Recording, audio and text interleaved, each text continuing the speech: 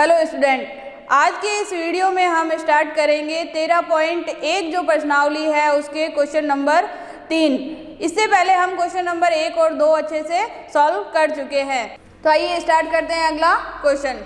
इसमें पूछा गया है कि दो सकेंद्रीय वृत्तों की त्रिज्याएं 5 और 3 सेंटीमीटर है, तो हमें बड़े वृत्त की जीवा की लंबाई ज्ञात करनी है जो छोटे वृत्त को स्पर्श करती है।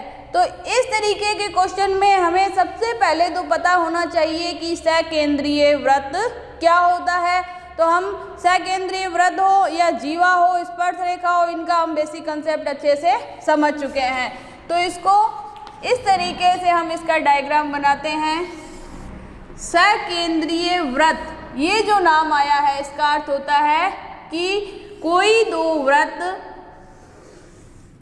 जिनका केंद्र एक ही बिंदु हो, यानी दोनों वृत्तों का केंद्र एक ही हो, उसको हम कहते हैं सकेंद्रीय वृत्त। फिर इसमें कहा गया है कि इनकी त्रिज्याएं हैं 5 सेंटीमीटर और 3 सेंटीमीटर। और बड़े वृत्त की जो जीवा है, तो ये बड़ा वृत्त है, मान लो छोटा वृत्त C1 और बड़ा वृत्त है C2। अगर बड़े वृत्त की जीवा खींची जाए तो वो छोटे वृत्त को स्पर्श करती है। तो हमें क्या करना है, इस जीवा की लंबाई ज्ञात करनी है। तो सबसे पहले हम लिखते हैं, दिया है, क्या दिया हुआ है, दो वृत्त C1 व C2 जिनकी त्रिज्याएं, C1 क्या है, छोटा वृत्त है, इसलिए हम यहाँ क्रमशः लगा देते हैं, क्रमशः है 3 सेंटीमीटर व 5 सेंटीमीटर है। ये दोनों वृत्तों की त्रिज्याएं होगी। और क्या कहा गया है कि C2 जो वृत्त है, वृत्त C2 की जीवा AB, वो वृत्त C1 को किसी P बिंदु पर स्पर्श करती है। जीवा AB वृत्त C1 को P पर स्पर्श करती है, यानी P बिंदु क्या हो गया, इसका स्पर्श बिंदु हो गया। अब अगर हम इस केंद्र O को इस स्पर्श बिंदु से सीधा मिला दें तो ये क्या होगी, OP इस वृत्त की त्रिज्या होगी, छोटे वाले वृत्त की त्रिज्या। तो OP होगी छोटे वृत्त की त्रिज्या, और छोटे वाले वृत्त की त्रिज्या हमें दे रखी है 3 सेंटीमीटर। अगर इस O केंद्र को इस A बिंदु से मिला दिया जाए तो ये OA क्या हो जाएगी, बड़े वृत्त की त्रिज्या। तो इसको हम लिख देते हैं, OP बराबर 3 सेंटीमीटर जो कि C1 वृत्त की त्रिज्या है, और O को A से हमने मिलाया, O को A से मिलाया तो ये कितनी आ गई, 5 सेंटीमीटर। OA बराबर 5 सेंटीमीटर, ये आ जाएगी C2 यानी बड़े वृत्त की त्रिज्या। अब हमें क्या ज्ञात करना है कि जीवा AB की लंबाई ज्ञात करनी है। तो हम क्या देखते हैं कि हमने प्रमेय में पढ़ा था कि त्रिज्या हमेशा स्पर्श रेखा के साथ लंबवत होती है। तो हम यहाँ लिख सकते हैं, चूंकि OP लंबवत है AB के, अतः कौन सा त्रिभुज, PAO त्रिभुज PAO एक समकोण त्रिभुज हो गया, समकोण त्रिभुज। अब इस समकोण त्रिभुज में हम क्या करें कि यहाँ लिख लेंगे हम कि इस समकोण त्रिभुज में हम पाइथागोरस प्रमेय लगा सकते हैं, क्योंकि हमारे पास दो भुजाएं तो है। समकोण त्रिभुज का ये 90 डिग्री कोण है, इसके सामने ये भुजा हो गई कर्ण, तो हम इसमें लगाते हैं पाइथागोरस प्रमेय से कि कर्ण स्क्वायर बराबर आधार स्क्वायर प्लस लंब का स्क्वायर। तो कर्ण इसमें कितना है, OP, जो कि कितना दे रखा है 5 सेंटीमीटर। और आधार किसको मान लेते हैं हम, AP को, जो कि हमें ज्ञात करनी है। फिर लंब क्या है, ये लंब OP होगी लंब, जो कि हमें कितनी दे रखी है 3 सेंटीमीटर। चाहो तो यहीं पे हम लंब का मान लिख देते हैं 3 सेंटीमीटर।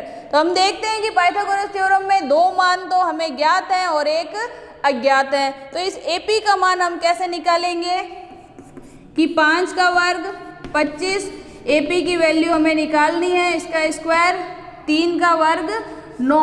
अब हम क्या करते हैं, पक्षांतरण कर देते हैं।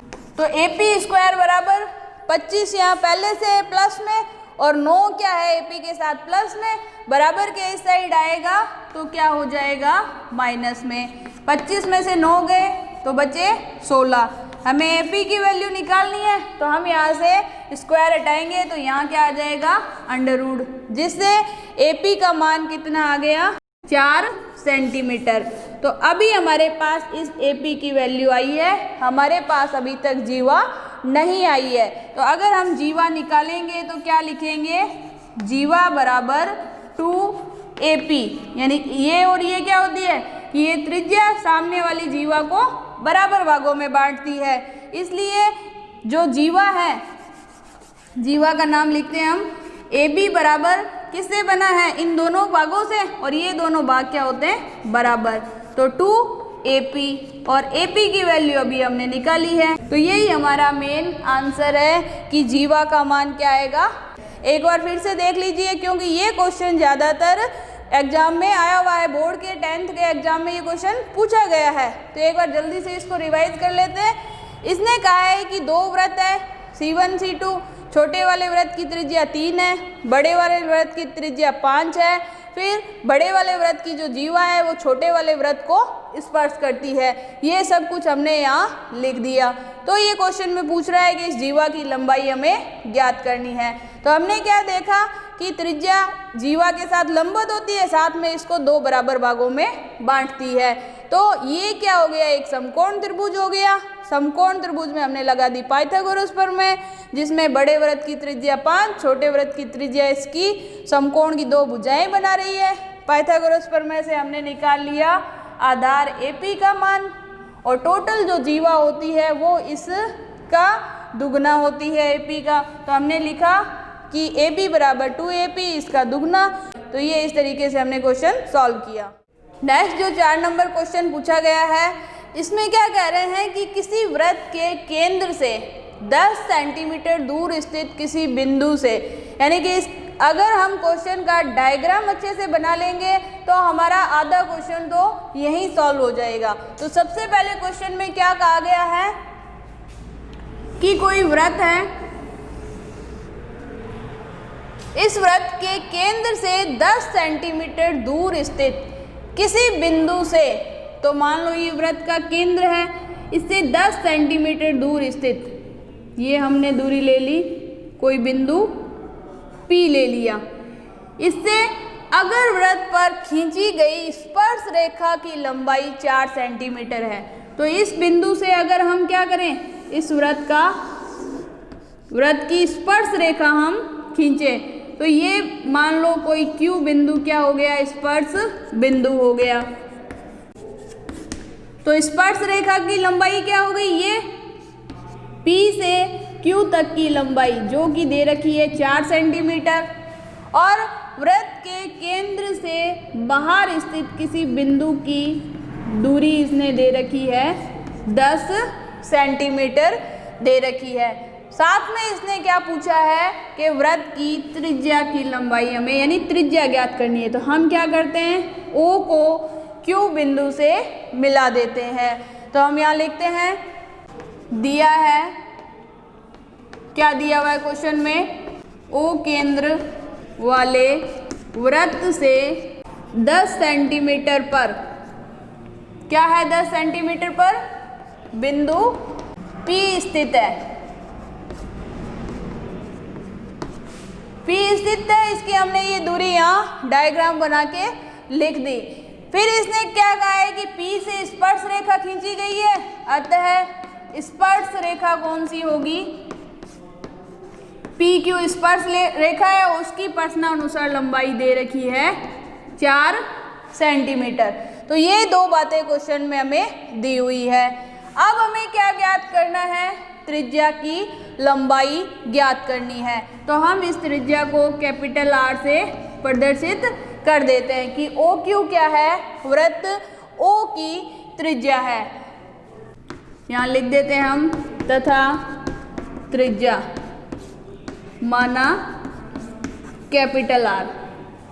ठीक है, अब हम क्या देखते हैं कि त्रिज्या स्पर्श रेखा के साथ हमेशा क्या होती है, लंबवत होती है प्रमेय से। तो हम लिख देते हैं चूंकि OQ लंबवत है PQ के कारण प्रमेय से, कौन सी प्रमेय है, 13.1, जिसमें हमने देखा था कि स्पर्श रेखा और त्रिज्या के बीच में क्या होता है, लंब कोण होता है, 90 डिग्री का कोण होता है।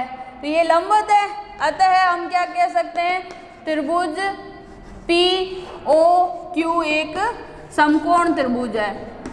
और समकोण त्रिभुज में हम क्या लगा सकते हैं, पाइथागोरस प्रमेय लगा सकते हैं, क्योंकि पाइथागोरस प्रमेय से ही हमें ये भुजा ज्ञात होगी, क्योंकि समकोण त्रिभुज है, इसमें दो भुजाएं हमें ज्ञात है और एक अज्ञात है। और इसमें जब हम पाइथागोरस प्रमेय लगाते हैं, लिखते हैं कर्ण स्क्वायर बराबर आधार स्क्वायर प्लस लंब स्क्वायर।